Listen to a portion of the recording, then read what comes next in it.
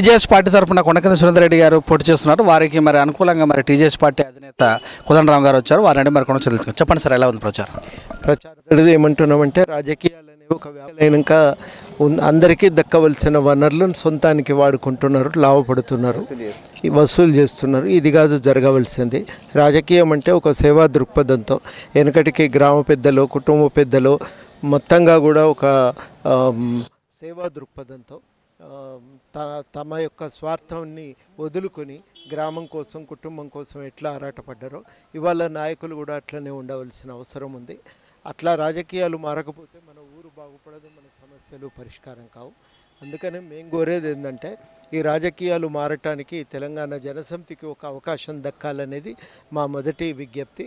రెండోది మేము ఏం చెప్తున్నామంటే మున్సిపాలిటీలు అట్లా రాజకీయాలు మారినప్పుడు సేవా దృక్పథంతో మున్సిపాలిటీలు ప్రజల కోసం పనిచేయగలుగుతాయి, ఒక బాధ్యతతో జవాబుదారీతనంతో పనిచేయగలుగుతాయి. ఇక్కడ మనం చూస్తున్నాం, ఎక్కడ ఏ ఊరికి పోయినా కానీ డ్రైనేజీలు బాగాలేవు, రోడ్లు చక్కగా వేయలేదు, ఎక్కడ కొన్ని చోట్ల లేనే లేవు, ఉన్నవి కూడా సరిగ్గా అవి లేవు, అవి రోడ్లు వాటి ప్రమాణాలకు తగ్గట్టుగా వేయలేదు, లేచిపోతూనే ఉన్నాయి ఎక్కడికక్కడ రోడ్లు. తర్వాత మంచినీటి సరఫరా లేదు.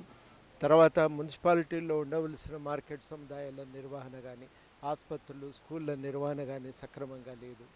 ఇక మనం పర్మిషన్ కోసం పోయినా, లేఅవుట్ల కోసం పోయినా వేధింపులు అయితే మామూలుగా లేవు. ఇవి ఆగిపోవాలి.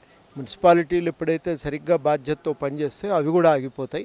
అవి ఆగాలంటే రాజకీయాలు మారాలి. దానికోసం అందరం కలిసి పనిచేద్దామని మేము ఈ సందర్భంగా ప్రతి ఒక్కరిని కూడా విజ్ఞప్తి చేస్తూ ఉన్నాం. స్పందన ఉంది, చాలా బాగుంది, ఆలోచిస్తున్నారు, చర్చ చేస్తున్నారు. ఈ స్పందన మేము నిలబెట్టుకోవటం అనేది మాకు చాలా కీలకం. దానికి తగ్గట్టుగా నిర్మాణాలు తయారు చేసుకోవాలి. ఎదుటి వాళ్ళు ఇక పైసలు వెదజల్లుతుంటారు, ఎందుకంటే ఇది ఒక వ్యాపారం కదా. ఈ టికెట్లు ఇచ్చేటప్పుడే పైసలు ఎవరికి ఉన్నాయో వెతుక్కొని ఇచ్చిండ్రు. ఎంతో కాలం పార్టీ కోసం నిలబడి పనిచేసిన వాళ్ళని పక్కన పెట్టిండ్రు, పైసలు ఉన్న వాళ్ళకి ఇచ్చిండ్రు. పైసలు వెదజల్లే కార్యక్రమం అనేది మొదలవుతుంది. దాన్ని తట్టుకొని నిలబడి ఒక సేవా దృక్పథంతో రాజకీయాలను మనం గెలిపించుకుందాం అనేటువంటి భావన గనక మద్దతు దొరికితే తప్పకుండా మాకు చాలా మంచి స్పందన ఉంటుంది, మంచి ఫలితం ఉంటుందని చెప్పి మేము ఆశిస్తున్నాం. అటువంటి ఫలితం ఇక్కడ బోడుప్పల్లో కనబడతా ఉంది మాకు. కాబట్టి కొంత ధైర్యం, మాకు కూడా కొంత ఆత్మవిశ్వాసం పెరిగింది ఈ ప్రచారం తర్వాత. నేను 3-4 రోజులుగా చూస్తున్నాను, ఎక్కడ పోయినా ఒకటి మా అభ్యర్థులు చాలా ఏదో ఒక రకంగా స్థానికంగా సేవా దృక్పథంతో నిలబడ్డటువంటి. రెండోది అందరూ కూడా చదువుకున్నారు. మూడోది ఏంటంటే ఇప్పటికీ కూడా తెలంగాణ ఉద్యమంలో నిలిచిన వాళ్ళు చాలామంది, వాళ్ళందరూ కూడా ఇవాళ మరి ప్రజల్లో ఆదరణ పొంది ఉన్నారు. కాబట్టి మాకు కూడా ప్రచారం చాలా ఈజీ అయిపోతున్నది. ఇవాళ ఇక్కడ కూడా మరి సురేందర్ రెడ్డి డ్రైవింగ్ స్కూల్ పెట్టి ఇక్కడ పలువురికి ఇక్కడ శిక్షణ ఇచ్చినటువంటి వాడు. ఏ సహాయము ఉద్యమ కాలంలో చాలా క్రియాశీలకంగా పాల్గొన్నాడు. ఎవరికి ఏ సహాయం కావాలన్నా, ఏ అవసరం ఉన్నా వెంటనే వచ్చి పనిచేసేటువంటి ఒక మనిషి ఆయన. అందుకనే వాళ్ళ స్పందన చాలా బాగుంది. ఒక అవకాశం అయితే మాకు కనబడతా ఉంది. మాకు కూడా ప్రజలను కోరేది ఏంటంటే మాకు ఒక ఛాన్స్ ఇవ్వండి అని చెప్పి మేము ప్రజలను కోరుతున్నాం. ప్రభుత్వం ఆల్రెడీ ముందుగా తననే మేమే గెలుస్తున్నాం అనే ఒక మైండ్ గేమ్ ఆడుతుంది. ఈ మైండ్ గేమ్లో ప్రతిపక్షాలను కూడా విలువలాడుతున్నట్టు అంటారు. దీన్ని ఎలా మీరు తిరస్కరిస్తారు? వారు చెప్తున్నంత ఇదైతే ఏం లేదు. ఎందుకంటే 2 రోజులు 3 రోజులుగా గవర్నమెంట్ చెప్తున్నట్టుగా ఒక్క దిక్కే పోయి వేసే పరిస్థితి అయితే ఏం కనబడతలేదు. వాళ్ళు కూడా ప్రతి దగ్గర మేము చూస్తూనే ఉన్నాం, వింటూనే ఉన్నాం. వాళ్ళేమో అందులో ఉన్న ఉద్యమం కోసం పనిచేసిన వాళ్ళు ఉన్నారు కదా, అటువైపు నుంచి నివేదిక అందుతూనే ఉంది. మాకు అర్థమైన కాడికి ఏంటంటే వాళ్ళు కూడా తనలాడవలసిన పరిస్థితి, నిలవెళ్ళాడిపోతున్న పరిస్థితే, కానీ అంత ఈజీగా మద్దతు దొరుకుతున్న పరిస్థితి ఏం కనబట్టడం లేదు అధికార పక్షాలు. అది మేము గ్రహిస్తున్నాం చాలా. మా పార్టీ నుంచే రెబల్స్ చేస్తున్నారు, కానీ వేరే పార్టీలకు వెళ్తలేరు, కానీ ఇండిపెండెంట్గానే వేస్తారు. ప్రతిపక్షాలకు అసలు పోటీ చేస్తాను కూడా లేదు. పెద్ద పెద్ద పార్టీలు అన్నింటికి కూడా అసలు పోటీ దిక్కేలేదని కూడా చెప్తారు. దీన్ని మీరు ఎలా చెప్తారు? ముందులో పోదురు నామినేషన్ రోజే బీఫామ్ పెట్టాలి అంటే పోతారని.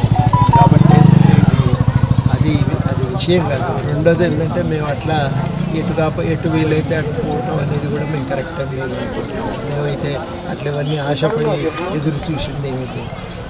తప్పనిసరిగా ఈసారి ప్రక్రియ ఏదైతే జరిగిందో అదొకందుకు మంచిగా జరిగింది. ఆఖరి నామినేషన్ ఉపసంహరణ ఆఖరి నిమిషం దాకా బీఫామ్ ఇచ్చే అవకాశం ఇచ్చింది. దానివల్ల ఏమవుతుందంటే పార్టీల ఫిరాయింపులకు అవకాశం తగ్గింది. ఆ రకంగా కట్టుబడి ఉన్నారా అనేది డౌట్ఫుల్. 100 సీట్ల వరకు ఇచ్చారా సార్ మొత్తం? 100కి కట్టుబడి గౌరవపరమైన సీట్లు ఎటువైపు సాధిస్తారు? అది స్థానికంగా ఉండే పరిస్థితి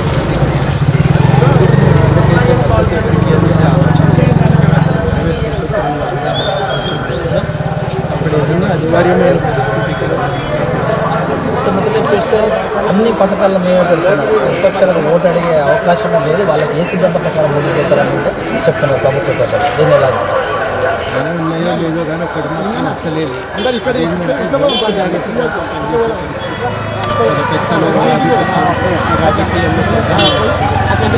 పెత్తనం ఆధిపత్యం అనేది రాజకీయాల్లో ఉన్నంతకాలం, అనవసరమైన మితిమీరిన జోక్యం ఉన్నంతకాలం ప్రజా దృక్పథంతో ప్రజల పట్ల ఒక బాధ్యతతో చేయాలి, ప్రజలకు ఒక హక్కుగా అందజేయాలి. ఆ మార్పు ఈ రాజకీయాల్లో ఉన్న ఈ ప్రాథమిక లోపాలన్నీ కూడా టీఆర్ఎస్కు ప్రధానమైన ఆటంకం అని చెప్పి నేను నమ్ముతా ఉన్నా. పార్టీ పెట్టినప్పుడు కొత్తలోనే ఎమ్మెల్యే ఎలక్షన్స్, 2వ సంవత్సరంలో కార్పొరేటర్, 3వ సంవత్సరం కూడా కార్పొరేషన్స్ వచ్చే అవకాశం ఉంది. మరి ఎలా మీరు సమాయత్తం చేస్తారు? మేము కొంత పెంపొందించుకోగలుగుతున్నాం. నిర్మాణ రాహిత్యం నుంచి నిర్మాణం దిశగా పెంపొందినాం. మేము కూడా ఒక చిన్న లోపం ఏమైందంటే రాష్ట్ర స్థాయి ఎంత వేగంగా అయితే స్థిరపడగలిగినామో అంతే వేగంగా జిల్లా యూనిట్లను కూడా మేము నిలబెట్టుకొని ఉంటే ఈ రాబోయే రోజుల్లో ఆ లోపాన్ని కూడా అధిగమిస్తాం. ఇక మాతో కలిసి రాగల తెలంగాణ ఉద్యమ శక్తులను కూడా కలుపుకుంటున్నాం. మొత్తం మీద కార్పొరేషన్ ఎన్నికల నాటికి ఇవాళటి కంటే ఇంకా సమర్థవంతంగా ఎదుర్కొనే శక్తి కూడా మాకు ఏర్పడుతుంది. మా భాగస్వామ్యం కూడా ఇంకా పెరుగుతుంది. తప్పనిసరిగా ఒక క్రియాశీలకంగా కీలకంగా ఉండబోతుంది మా పాత్ర రాష్ట్ర రాజకీయాల్లో అని చెప్పదలిచింది. వాస్తవానికి కూడా 69 నుంచి ఉద్యమం చేస్తే 2000 తెలంగాణ వచ్చిన తర్వాత మేము కోరుకున్న తెలంగాణ రాలేదు. ప్రజాస్వామ్య తెలంగాణ కోసం కొట్లాడుతున్నాం.